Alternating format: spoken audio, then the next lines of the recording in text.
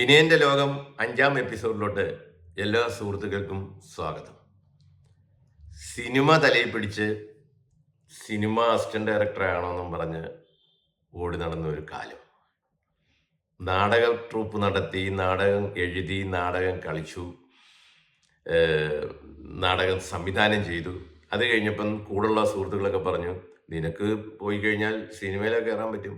മാത്രമല്ല ഞങ്ങളുടെ അമ്പലപ്പുഴയിലുള്ള രാമചന്ദ്രൻ, അമ്പലപ്പുഴ രാമേന്ദ്രൻ, പത്മനാഭൻ സാറിൻ്റെ നവംബറിൻ്റെ നഷ്ടത്തിലൊക്കെ നായകനായി കുറേ പടത്തിൽ ചെയ്തിട്ടുണ്ട്. അദ്ദേഹമൊക്കെ സിനിമയിലോട്ട് വന്നു.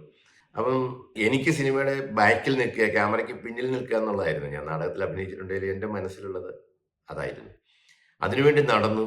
പത്മനാഭൻ സാറിൻ്റെ വീട്ടിലൊക്കെ എനിക്ക് തോന്നുന്നത് തിരുവനന്തപുരത്തൊരു 10 പ്രാവശ്യമെങ്കിലും ഞാൻ പോയി കാണും. പറയും അത് ആളൊന്ന് ആരെങ്കിലും മാറട്ടെ വിനയനെ കയറ്റാന്ന് പറയും. IV ശശിയേട്ടൻ, ഭരതേട്ടൻ, ഇങ്ങനെ 3 പേരായിരുന്നു എനിക്ക് ഏറ്റവും കൂടുതൽ ഇഷ്ടമുള്ള ഡയറക്ടേഴ്സ്. ഇവരെ തപ്പി അന്ന് ഇലക്ട്രിസിറ്റി ബോർഡിലുള്ളപ്പം, ഞാൻ കാലിക്കറ്റുള്ളപ്പം ശശിയേട്ടനെ കാണാനായിട്ട് നിരന്തരം പോകുമായിരുന്നു. ശശിയേട്ടനപ്പോൾ പറഞ്ഞു, ഒരു പ്രാവശ്യം പോയി പറഞ്ഞു, ഇടനിലങ്ങൾ എന്നുള്ള സിനിമയുടെ ഷൂട്ടിംഗ് അടക്കുക. എടാ ഇതിനകത്ത് നീയൊക്കെ ഈ ചുമ്മാ നിനക്കറിയില്ല അസിസ്റ്റന്റ് ഡയറക്ടർ എന്നൊക്കെ പറഞ്ഞാൽ വലിയ പണിയാണെന്നൊക്കെ പറഞ്ഞിട്ട് എന്നോട് പറഞ്ഞു, ഇതിനകത്ത് ഈ മോഹൻലാൽ പ്രേമിക്കുന്ന പെണ്ണിനെ റാണി പത്മിനിയെ കെട്ടിക്കൊണ്ടു പോകുന്ന ഒരു ക്യാരക്ടറുണ്ട്, 2 സീനുണ്ട്, നീ ചെയ്യുമെന്നൊക്കെ പറഞ്ഞു. ഞാൻ പറഞ്ഞത് വേണം. അങ്ങനെ ഞാനത് ചെയ്തു. ഇടനിലങ്ങളിൽ ഞാൻ അഭിനയിച്ചു, ഇങ്ങനെ റാണി പത്മിനിയുടെ വരനായിട്ടൊരു സീനൊക്കെ. അങ്ങനെ നടന്നിട്ട് ഒരു അസിസ്റ്റന്റ് ഡയറക്ടർ ആകാൻ പറ്റാതിരുന്ന സമയത്താണ് ഞങ്ങൾ സുഹൃത്തുക്കളെ കൂടെ ആലോചിച്ചു, എന്നാൽ പിന്നെ നമുക്കൊരു സിനിമ നിർമ്മിച്ചാൽ എന്താ ഒന്ന് ആലോചിച്ച് നോക്കി. ഒരു അസിസ്റ്റന്റ് ഡയറക്ടർ ആകാൻ പറ്റാത്തവൻ്റെ അടുത്ത ചിന്ത വളയമില്ലാതെ ചാടാനെന്ന് ഞാൻ ഭയങ്കര മിടുക്കനായിരുന്നു. അങ്ങനെ ഞങ്ങൾ സുഹൃത്തുക്കളെല്ലാവരും കൂടി ഇലക്ട്രിസിറ്റി ബോർഡിലുണ്ടായിരുന്ന ഉദ്യോഗസ്ഥരുണ്ട്, അങ്ങനെ കുറച്ച് പേരെ കൂടെ പ്ലാൻ ചെയ്ത്, ആക്ച്വലി അതിൻ്റെ ഒരു സത്യസന്ധമായ കാര്യം പറയുകയാണെങ്കിൽ ഒരു സിനിമ അങ്ങ് ചെയ്ത് കളയാമെന്ന് ഞാൻ അങ്ങ് തീരുമാനിക്കുകയായിരുന്നു. അങ്ങനെ ആലപ്പുഴ അശോക ഹോട്ടലിൽ ഞങ്ങൾ കുറേ സുഹൃത്തുക്കളെ കൂടെ പോയി ഒരു ബിയറൊക്കെ കുടിച്ച് ഇങ്ങനെ ഇരുന്ന് സിനിമയുടെ ആ ഒരു ഏജിലുള്ള സിനിമയുടെ ഒരു ആവേശമുണ്ടല്ലോ, അതിനെപ്പറ്റി ചർച്ച ചെയ്യുന്നത് തന്നെ സുഹൃത്തുക്കൾക്കൊക്കെ ഭയങ്കര ഇഷ്ടമായിട്ട് ചർച്ച ചെയ്ത് ഇരിക്കുമ്പോഴാണ് തൊട്ടപ്പുറത്തെ സീറ്റിലിരുന്ന SL പുരം ആനന്ദേട്ടൻ എന്ന് പറഞ്ഞാൽ ഞങ്ങളുടെ ഒരു ചേട്ടനെ പോലെ കണ്ടിരുന്ന ഒരാൾ. പുള്ളി ഈ ഉദയയിലെ സ്ഥിരം, ഉദയ കഴിഞ്ഞ് നവോദയ ആയപ്പോഴും അവിടുത്തെ സ്ഥിരം പ്രൊഡക്ഷൻ്റെ കൺട്രോളറായിരുന്നു. പുള്ളിക്കാരൻ അപ്പുറത്ത് ഇരിപ്പുണ്ടായിരുന്നു. പുള്ളി ഞങ്ങളുടെ അടുത്ത് ഞങ്ങളുടെ സീറ്റിലോട്ട് വന്നിട്ട് സംസാരിച്ചു. അപ്പം നിങ്ങൾ സിനിമ എടുക്കാൻ പോകണം. അത് പറഞ്ഞു, സിനിമ എന്ന് പറഞ്ഞ കൊച്ചു കാര്യമൊന്നുമല്ല. വിനയനെ ഞാൻ കേട്ടിട്ടുണ്ട്, വിനയൻ നാടകത്തിലൊക്കെ ഉണ്ട്, നാടക സംവിധാനം ചെയ്യും ഒക്കെ ഞാൻ കേട്ടിട്ടുണ്ട്. പക്ഷെ സിനിമ എന്ന് പറയുന്നത് വേറെ ലോകമാണ്. അത് ബുദ്ധിമുട്ടുള്ള കാര്യമാണ്. നിങ്ങളെ കൊണ്ട് ആദ്യം നിങ്ങൾ പഠിക്കുക ആദ്യം എന്നൊക്കെ ചേട്ടൻ പറഞ്ഞു. എന്നിട്ട് പുള്ളി ഒരു കഥ പറഞ്ഞു ഞങ്ങളുടെ അടുത്ത് അവിടെ വെച്ച്. പുള്ളി കഥ പറയുന്നത് ഇപ്പോഴും ഞാൻ ആലോചിക്കുന്നത്, പുള്ളി പാട്ടൊക്കെ എഴുതി അതിൻ്റെ ട്യൂൺ വരെ പുള്ളിയുടേതായിട്ടിട്ട് പാടിയൊക്കെയാണ് പുള്ളി അത് അവതരിപ്പിച്ചത്. കിള്ളടി കൊളുന്തുകൾ എന്നൊക്കെ പറയുന്ന പാട്ടുണ്ട്, അല്ലക്കുരുകൾക്കകത്തെ പാട്ട്. ആ വരികളൊക്കെ പുള്ളിയുണ്ട് അന്ന് എഴുതിയ 4 വരികൾ. അത് കഴിഞ്ഞ് ബാക്കി വരികൾ മാത്രമാണ് അന്ന് ബിച്ചു ആഡ് ചെയ്തത്, ബിച്ചു തിരുമല.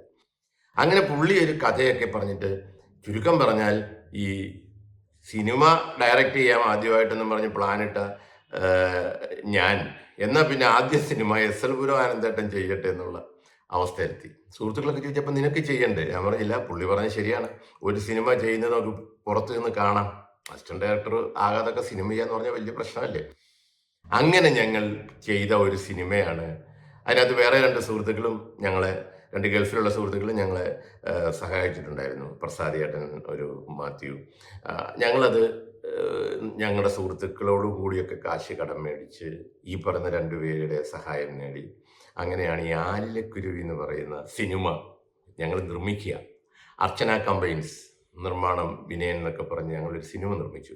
അതിനകത്ത് പിന്നെ ശോഭനയായിരുന്നു നായിക, ലിസി ഉണ്ടായിരുന്നു, MG സോമൻ ഉണ്ടായിരുന്നു, വിനോദ് എന്നും പറഞ്ഞ്, വിനോദ ആൽവ എന്നും പറഞ്ഞൊരു കന്നഡ നടനാണ് അതിനകത്ത് അഭിനയിച്ച നായകനായിട്ട്. അയാൾ ബാംഗ്ലൂരിൽ നിന്ന് വന്നു. അയാൾ പിന്നെ കന്നഡയിലും തെലുങ്കിലൊക്കെ വലിയ നടനായി. അങ്ങനെ പിന്നെ കൊല്ലം GK പിള്ള, ഒരു പറ്റം ആർട്ടിസ്റ്റുകളും, ജഗതി ചേട്ടനൊക്കെ നല്ല വേഷമായിരുന്നു അതിനകത്ത്. സുരേഷ് ഗോപി ആയിരുന്നു അതിനകത്ത് villain, main villain Suresh Gopi. അങ്ങനെ ആ സിനിമയുടെ ഷൂട്ടിംഗ് ഒക്കെ കഴിഞ്ഞു. അത് ഏഞ്ചൽ ഫിലിംസ് ആണ് റിലീസ് ചെയ്തത്.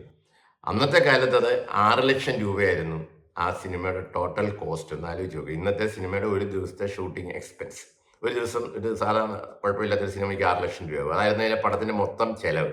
അന്ന് 6 ലക്ഷം രൂപ എന്ന് പറഞ്ഞാൽ ഇന്നത്തെ ചിലപ്പോൾ 6 കോടിയോ 5 കോടിയോ ഒക്കെ ആകുമായിരിക്കും. ആ സിനിമ റിലീസ് ചെയ്തിട്ട് അത് ആളില്ലക്കുരുവിയായി പോയി. ബോക്സ് ഓഫീസിൽ അത് ഭയങ്കര നഷ്ടമായിരുന്നു.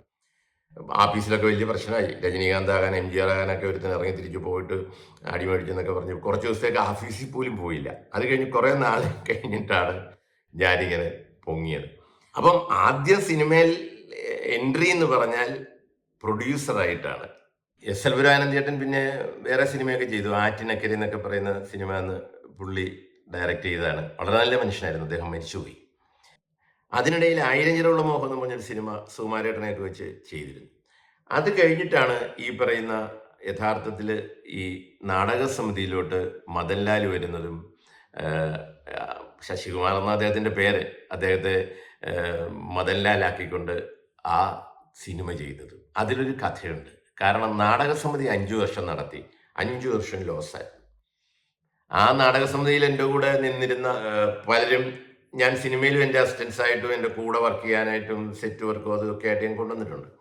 ആ 5 വർഷവും ഏതാണ്ട് അന്നത്തെ കാലത്ത് 5 വർഷം 4-5 ലക്ഷം രൂപ നാടകത്തിന് നഷ്ടമായിരുന്നു. ഒരേ ഒരു നാടകമാണ് ഭയങ്കര ഹിറ്റായിട്ട് വിജയിച്ചത്. അത് ഈ ഇന്ദ്രജാലമാണ്. അതിന് കാരണം എന്താണെന്ന് വെച്ചാൽ നാടകത്തിൽ അഭിനയിക്കാൻ ഒരു പുതിയ പയ്യൻ വന്നു, കാവാലത്തുകാരൻ. അതാണ് ഈ ശശികുമാർ. അയാളെ കണ്ടാൽ ദൂരെ നിന്ന് കണ്ടാൽ മോഹൻലാലിനെ കണക്കിരിക്കും.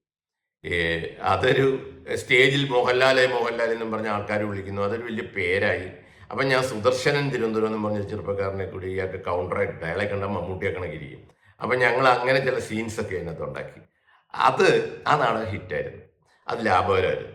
ആ നാടകം ആലപ്പുഴ കാർമൽ ഹാളിലാണ്ട് അത് 10-100 നാടകം കളിച്ച് കഴിഞ്ഞിട്ടാണ് അവിടെ ഇടുന്നത്. ഒരു ഷോ ആർക്കോ വേണ്ടി ഞങ്ങൾ കളിച്ചപ്പം അത് കണ്ടിട്ടാണ് ഈ എറണാകുളത്തുള്ള ഒരു ജോർജ് ലാവണ്യ ഫിലിംസിൻ്റെ അടുത്ത് പറഞ്ഞാണ്, പിന്നേട്ടാ നിങ്ങൾ ഈ സിനിമയുടെ സംഭവമൊക്കെ കയ്യിലുണ്ടല്ലോ, നമുക്ക് ഇയാളെ വെച്ചൊരു സിനിമ ചെയ്താലോ.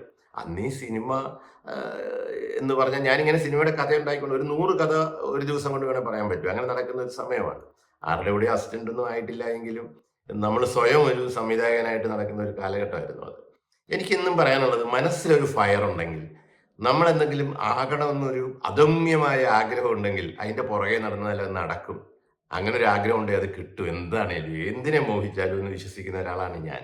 അതുകൊണ്ട് തന്നെ ആണ് ചിലപ്പോൾ ഞാൻ സംവിധായകനായതും എന്താ പറയുക, ഈ സിനിമയെന്ന് പറയുന്ന ഈ വലിയ ബ്രഹ്മാണ്ഡ സാഗരത്തിൽ ഒരു ഒരു ഒരു മണൽത്തരിയെങ്കിലും ആയിട്ട് ഇന്ന് നിൽക്കാൻ കഴിഞ്ഞത്.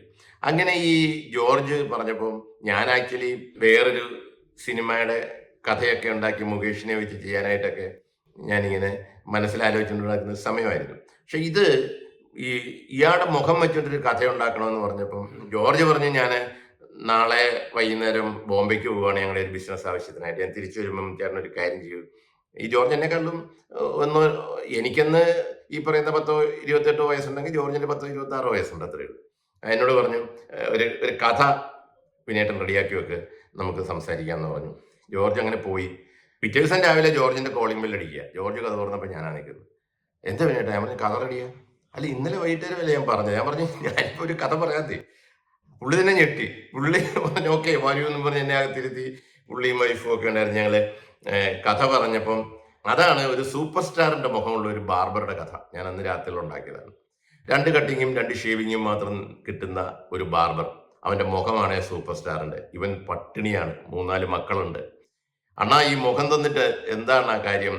ഞാൻ ജീവിക്കുന്നത് പട്ടിണിയാണല്ലോ അണ്ണാന്നും പറഞ്ഞ് ഈ ബാർബർ ഷോപ്പ് മുഴുവൻ ഇയാളുടെ പോസ്റ്റർ ഒട്ടിച്ച് വെച്ചിരിക്കുന്ന ഒരു ബാർബറും അവന്റെ ഈ മുഖം വെച്ചിട്ട് അത് വെച്ച് മുതലെടുക്കുന്ന ഇവന്റെ ഈ ആഗ്രഹവും ഇവന്റെ സിനിമയോടുള്ള അഭിനിവേശവും വെച്ച് അത് മുതലെടുക്കുന്ന അവന്റെ കൂടെ ആ സൈഡിലുള്ള കടകൾ നടത്തുന്ന ജഗതിയും ഇന്നസെന്റും ഒക്കെയുള്ള ഒരു ഹ്യൂമർ സംഭവമായിരുന്നത്. ഒടുവിൽ ഇത് കളി കാര്യമായി. കാരണം നാന എന്ന് പറഞ്ഞ വീക്കിലിൽ അന്ന് ഈ സൂപ്പർ സ്റ്റാറുകളുടെയൊക്കെ ഒപ്പ് ഇങ്ങനെ ഇട്ട് വരും, സ്നേഹപൂർവ്വം എന്നും പറഞ്ഞ്. അങ്ങനെ ഒരു ഒപ്പിട്ട് പഠിച്ച് ഒരു ബാങ്കിൽ ചെന്ന് റോബറി നടത്തുന്നതും അവിടുന്ന് സീരിയസ് ആകുന്നതും ഒടുവിൽ വലിയ ഇഷ്യൂ ഉണ്ടായപ്പം ഈ സൂപ്പർ സ്റ്റാർ വന്നിട്ട് ഇവനെ കണ്ടിട്ട് പറഞ്ഞ്, താനത് നിർത്ത്, തനിക്ക് വേണേൽ ഒരു നല്ല AC ബാർബർ ഷോപ്പ് നടത്താനായിട്ടൊരു ബ്ലാങ്ക് ചെക്ക് കൊടുക്കുകയാണ്. അങ്ങനെയാണ് അതിൻ്റെ ഒരു ക്ലൈമാക്സ്.